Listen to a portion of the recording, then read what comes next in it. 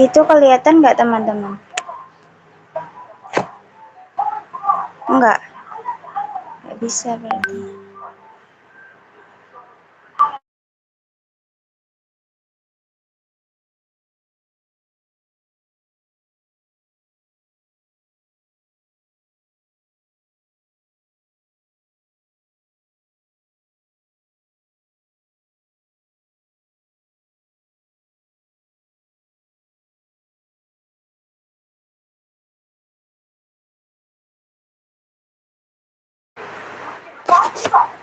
Baik, yang record udah.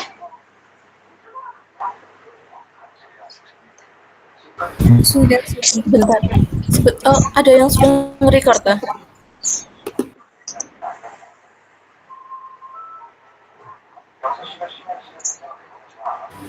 Sudah saya record. Baik, baik Alma. Baik, langsung saja. Oh ya, sebentar di share screen.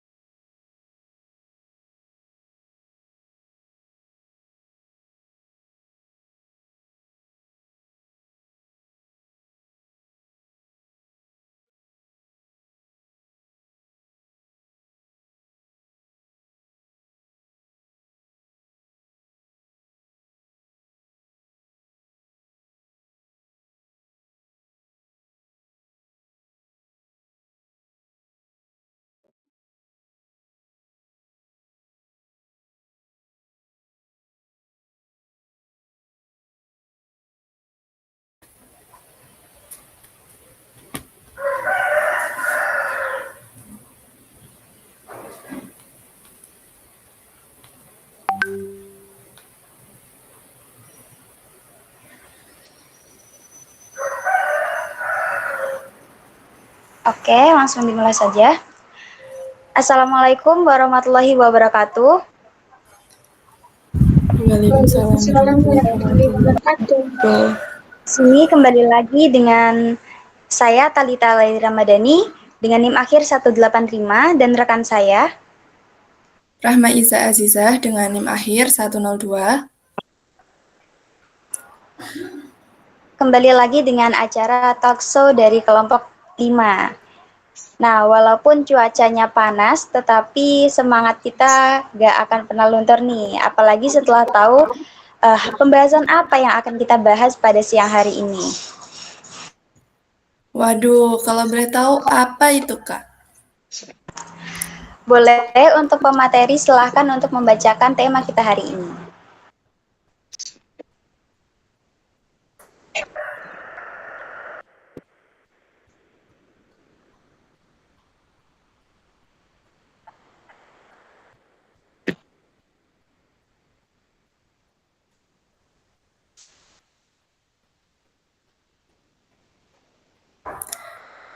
Oke, untuk tema kita hari ini yaitu adalah analisis karya W.S. Rendra pada tahun 1970-an. Baik, langsung saja nih, tanpa menunggu lama, kita sambut W.S. Rendra.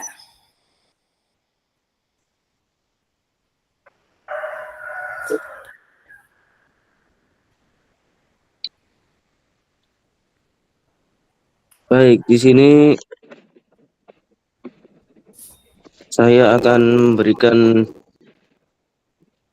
karya dari W.S. Rendra.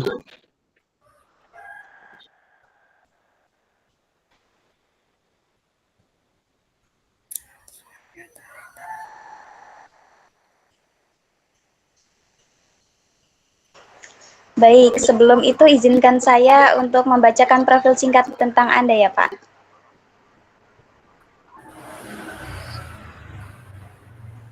W.S. Rendra dengan nama lengkap Willy Bruce Surendra Broto Rendra. yang lahir pada 7 November 1935, tempat lahirnya di Solo, Jawa Tengah. Pendidikannya di Akademi Seni Drama dan Film Indonesia, Yogyakarta, dan pernah belajar teater di American Academy of Dramatic Art, New York, Amerika Serikat. Perjalanan karir, W.S. Rendra dikenal sebagai penyair, dramawan, dan juga aktor yang sangat berpengaruh di Indonesia.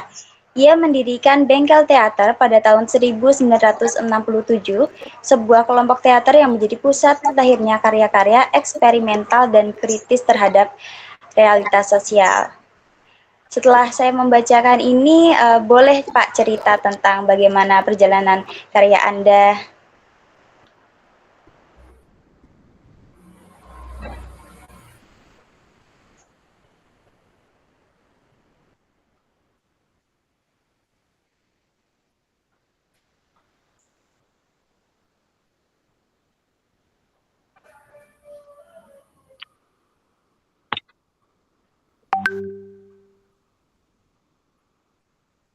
Baik, di sini saya akan menceritakan karya dari W.S. Rendra yang bertema Kaki Palsu. Itu merupakan drama pertama yang dibuat oleh W.S. Rendra pada tahun 1952-an. Itu dipentaskan ketika beliau SMP dan orang-orang yang berada di tengah jalan adalah drama pertama yang mendapat penghargaan Departemen Pendidikan dan Kebudayaan Yogyakarta. Pada saat itu beliau juga sudah duduk di jenjang SMA, serta penghargaan itu membuatnya sangat bergairah untuk berkarya.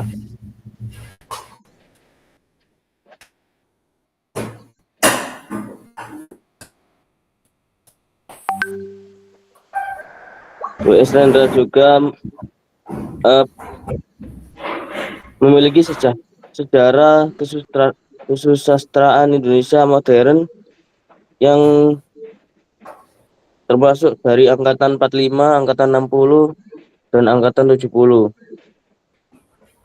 Karya-karya Rendra tidak hanya terkenal di dalam negeri, tapi juga dikenal di luar negeri. Banyak karyanya yang sudah diterjemahkan ke dalam bahasa asing. Di antaranya yaitu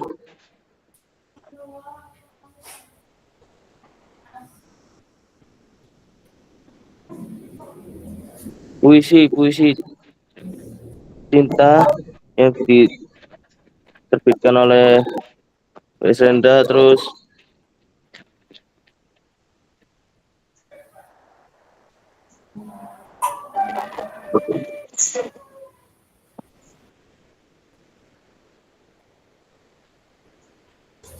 adapun contoh puisi-puisi cinta yang dibuat oleh W.S. Rendra yang berbunyi,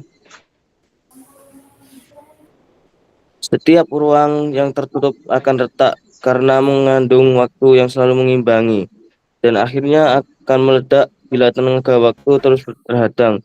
Cintaku padamu, Dewitaku, ikhlas dan sebenarnya ia terjadi sendiri. Aku tak tahu kenapa. Aku sekedar menyadari bahwa ternyata ia ada. Cintaku padamu, Dewitaku, kemudian ruang dan waktu dalam hidupku yang sekedar insan. Ruang cinta yang aku berdayakan. Yang dapat saya jelaskan mengenai karya dari W.S. Rendra. Bila ada salah, mohon dikoreksi.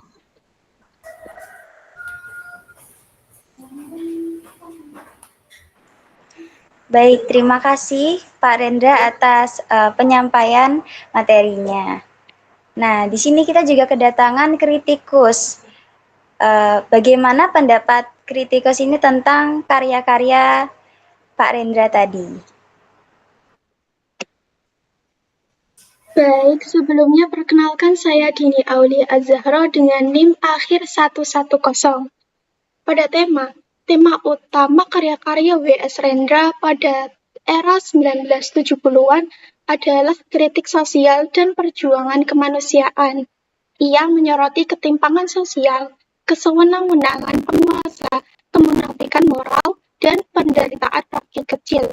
Dalam puisi pamflet dan blues untuk Poni, Rendra menyuarakan perlawanan terhadap sistem yang menindas rakyat. Kisah perjuangan suku Naga menggambarkan konflik antara tradisi dan kekuasaan modern yang meminggirkan nilai-nilai kemanusiaan dan kearifan lokal. Tema lain yang muncul yaitu pemberontakan terhadap kebisuan, ajakan untuk berpikir kritis, serta kebebasan berekspresi. Contohnya dalam sajak seorang tua untuk istri. Rendra berbicara tentang kegelisahan batin manusia yang melihat ketidakadilan sosial di sekitarnya. Yang kedua yaitu gaya bahasa. W.S. Rendra dikenal dengan gaya bahasa yang tajam, lugas, namun tetap puitis dan teatrikal. Ciri khas gayanya antara lain bahasa sederhana dan komunikatif, dekat dengan kehidupan rakyat sehari-hari, metafora sosial yang kuat, nada retoris dan oratoris, terus repetisi dan irama keras, dan yang terakhir dialog dan monolog batin. Ia sering memadukan bahasa sastra dan bahasa rakyat, menjadikan puisinya terasa hidup dan membumi.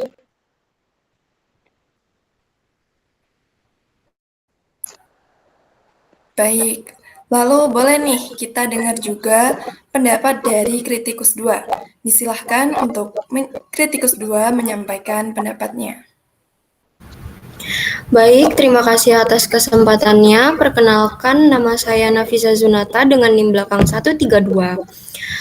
Pada kesempatan kali ini yang telah disampaikan oleh rekan saya, ternyata karya dari W.S. Rendra itu tidak hanya menggunakan dengan gaya bahasa yang tajam, yang lugas, dan lain-lain. Namun, karya W.S. Rendra ini sangat amat mengakar pada tradisi dan nilai-nilai lokal di Indonesia. Yang diantaranya yang pertama adalah gotong royong dan solidaritas sosial yang menggambarkan pentingnya kebersamaan rakyat melawan ketidakadilan. Yang kedua, kebijaksanaan tradisional dalam kisah perjuangan suku Naga. Rendra menonjolkan nilai-nilai kearifan desa dan adat yang bertentangan dengan kerakusan modernitas. Yang ketiga, cinta tanah air dan kesadaran nasional. Yang keempat, sikap kritis dan kejujuran moral. Nilai budaya ini menunjukkan bahwa kritik sosial Rendra tidak sekedar meniru Barat, tapi berakar dari jiwa Nusantara. Yang terakhir adalah pesan moral dalam karya-karya W.S. Rendra sangat kuat dan relevan hingga saat ini. Seperti yang pertama, beranilah menyuarakan kebenaran meski beresiko tentang kekuasaan. Yang kedua, sastra bukan sekedar hiburan tetapi panggilan nurani. Yang ketiga, keadilan dan kemanusiaan lebih penting daripada kekuasaan. Yang keempat, masyarakat harus berpikir kritis dan tidak pasrah terhadap penindasan. Yang kelima, yaitu terakhir, jaga nilai-nilai moral dan budaya bangsa agar tidak hilang oleh modernitas. Jadi, W.S. Rendra ini ingin agar masyarakat tidak hanya membaca, tapi juga mendengar jeritan zaman melalui karya sastra. Jadi kesimpulan dari kritik saya dan rekan saya adalah karya-karya W.S. Rendra pada tahun 1970-an mencerminkan suara nurani bangsa di tengah represi politik melalui bahasa yang lugas, simbol yang tajam, dan nilai budaya yang kuat. Ia menjadikan sastra sebagai alat perjuangan moral dan sosial, dan ia juga mengingatkan bahwa puisi bukan sekedar keindahan kata, melainkan tindakan kesadaran. Itu saja kritik dan sepatah dua kata dari saya. Saya lempar kembali kepada host. Baik, terima kasih. Setelah melakukan perbincangan yang cukup menarik, kita lanjut nih untuk sesi selanjutnya, yakni sesi diskusi. Yang bersangkutan disilahkan. Baik, terima kasih atas kesempatannya. Sebelumnya perkenalkan, nama saya Aina Kamelia dengan NIM akhir 122. Di sini saya akan membacakan pertanyaan diskusi pada kali ini. Pertanyaan yang pertama adalah, bagaimana karya sastra tahun 1970-an merefleksikan kondisi sosial dan politik Indonesia saat itu? Kepada rekan saya Melani bisa jawab. Baik, perkenalkan nama saya Melani Anastasia Subroto dengan NIM belakang 080. Karya sastra tahun 1970-an seperti karya W.S. Rendra itu menggambarkan keadaan politik Indonesia saat itu dengan menggambarkan ketidakadilan, penindasan, dan perjuangan rakyat. Mereka menggunakan sastra sebagai media untuk mengkritik pemerintah Orde Baru yang otoriter. Terima kasih. Baik, cukup menarik. Untuk pertanyaan selanjutnya, apakah bentuk kritik dalam karya W.S. Rendra masih relevan dengan situasi sosial sekarang ini? Baik, bentuk kritik karya W.S. Rendra sendiri masih relevan dengan situasi sosial sekarang karena kritik sosial dan politik masih relevan dalam masyarakat Indonesia saat ini. Meskipun konteksnya berbeda, pesan-pesan keadilan, kebebasan, dan hak asasi manusia sangat masih relevan. Seperti itu. Baik, terima kasih.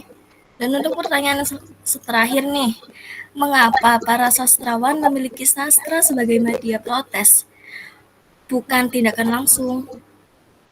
Menarik, tentunya para sastrawan memilih sastra sebagai media protes karena sastra memungkinkan mereka untuk menyampaikan pesan-pesan lebih halus dan efektif, seperti juga dapat menjangkau audiens yang lebih luas dan meninggalkan kesan yang lebih mendalam.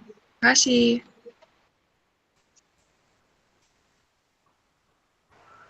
Baik, terima kasih kepada kritikus dan juga jawaban yang sangat menarik. Setelah kita melakukan talkshow pada siang hari ini cukup seru dan juga sangat informatif, kita jadi tahu bagaimana perjalanan hidup W.S. Rendra dan juga bagaimana karya-karya beliau. Nah, kami rasa cukup sekian dari talkshow pada hari ini. Kami sebagai moderator mohon maaf apabila ada kesalahan yang disengaja maupun tidak disengaja. Izinkan kami sebagai moderator untuk menutup acara. Terima kasih. Wassalamualaikum warahmatullahi wabarakatuh. Waalaikumsalam warahmatullahi wabarakatuh.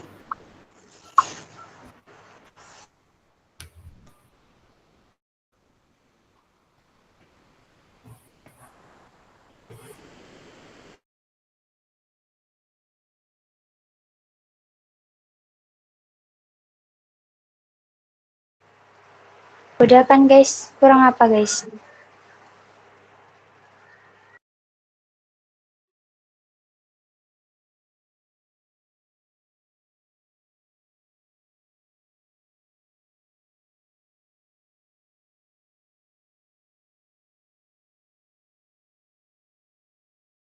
Ini screen recordnya dilanjut apa enggak?